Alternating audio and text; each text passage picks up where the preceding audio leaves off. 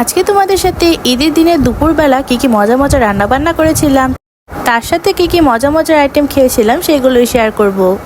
ঈদের দিনে দুপুরবেলা লাঞ্চের মেনুতে ছিল ঝরঝরে পোলাও, তার সাথে ছিল পটল ভাজা, তার সাথে আরও ছিল খাসির মাংসের আলু দিয়ে ঝোল, আর তার সাথে ছিল শসার সালাদ আর লেবু। এখন তো সবজির মধ্যে পটলের সময়, পটল ভাজি দিয়ে পোলাও দিয়ে খেতে কিন্তু বেশ মজার লাগছিল। ঈদের দিনে স্পেশাল যে মজার আইটেমটি রান্না করেছিলাম সেটা ছিল আলু দিয়ে খাসির মাংসের পাতলা করে ঝোল।